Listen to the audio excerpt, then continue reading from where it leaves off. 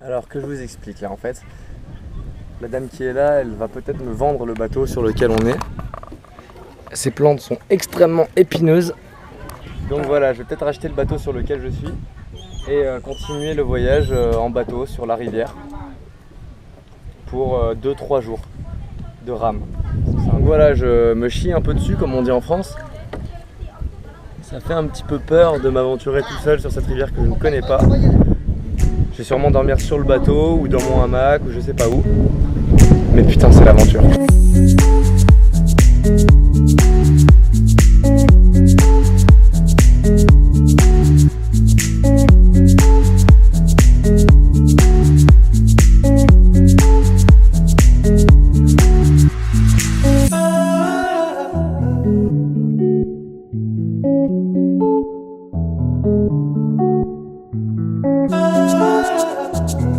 Alors je suis maintenant dans la forêt inondée du village de Kampang Luang.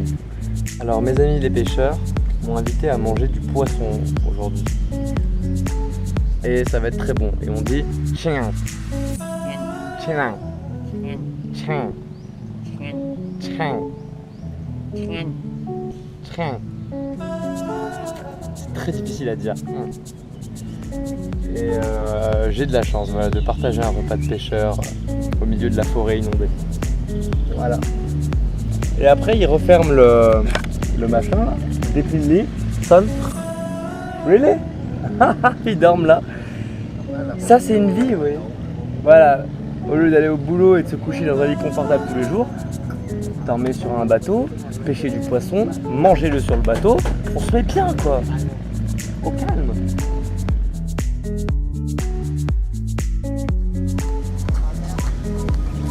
Parfois la vie est dure. Des fois ça va.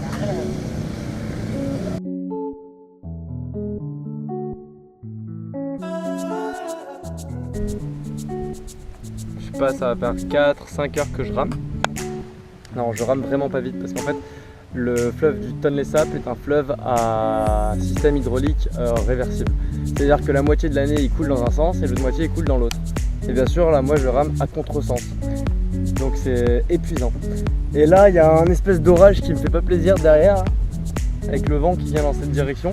Du coup ce que je cherche c'est un endroit pour m'abriter. Mais là je suis vraiment entre deux villes, il n'y a aucune habitation et aucun bateau depuis 1 heure à peu près que je rame. Donc là ce que je vais essayer de faire c'est d'aller dans la forêt là-bas, en espérant qu'elle soit pas inondée. Et essayer de poser un abri pour ce soir. De faire à manger, tout ça. Ah putain. Bon, je suis vraiment coincé dans les roseaux. Il y en a de plus en plus. L'orage se rapproche. Et je suis fatigué. Un petit peu fatigué. Et j'ai mal à la main.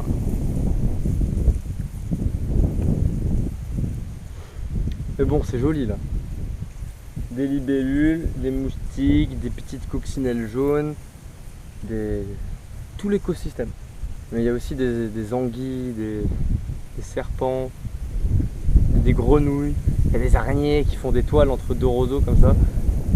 Et bon allez, je vais dans la forêt. Je viens d'arriver dans la forêt et je viens de me faire piquer par un scorpion. Je vous jure que c'est vrai, orteil du milieu, pied droit, et le scorpion il était dans mon bateau en fait. Un petit, donc ça va j'espère. Du coup j'essaye de compresser mon orteil pour pas que ça... Ah voilà, après le scorpion il pleut comme prévu. J'ai juste eu le temps de construire très rapidement un petit abri, voilà. Donc ça me protège tout juste de la pluie. Et c'est là où je vais passer la nuit. En fait j'ai un tout petit peu peur parce que le village le plus proche il est à 4-5 heures de pagaie, sans tempête. Là je suis loin de toute civilisation et c'est un peu flippant. Voilà, et je sais pas comment je vais dormir d'ailleurs, je sais pas si j'ai vraiment la place de mettre mon hamac ici. Bon bah écoutez, on va voir, hein. On va s'adapter. Je vous montre quand même, j'ai attaché mon bateau du côté là, en faisant des trous avec mon couteau dans le bateau parce qu'il n'y avait pas d'accroche. J'ai pris la bâche de mon hamac, j'ai fait un système avec des cordes.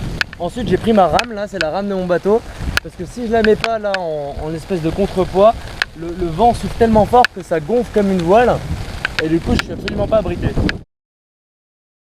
Bon, la pluie s'est calmée, moi aussi. J'ai mis mon sac en guise de coussin, et s'il pleut,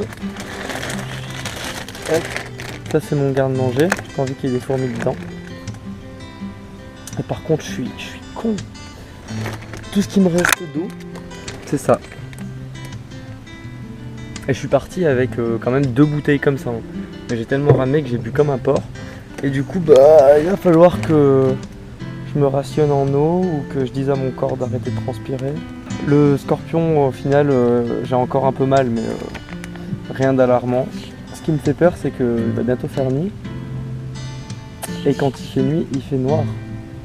Donc voilà, je vais plus rien voir et je vais être dans un endroit où je peux même pas poser le pied par terre. À moins de plusieurs kilomètres. Voilà, c'est-à-dire que il n'y a pas de sol. Oh. J'ai réalisé aussi que, vu que je suis passé du Laos au Cambodge, le numéro laotien que j'avais, il marche plus au Cambodge. Je peux plus appeler des gens et personne ne peut m'appeler. Bon, et bien je vous dis bonne nuit. J'ai l'impression de vivre des choses incroyables, j'ai l'impression que c'est intense. J'ai l'impression que chaque rencontre que je fais, je m'en souviens, qu'elle m'apporte quelque chose.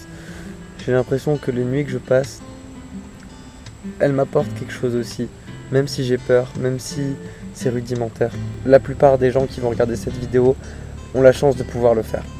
Si tu as une petite envie, si tu as une petite étincelle de toi qui te dit « Ouais, je peux le faire, je veux le faire », fonce, parce qu'on remet toujours à plus tard. Surtout ce genre de choses.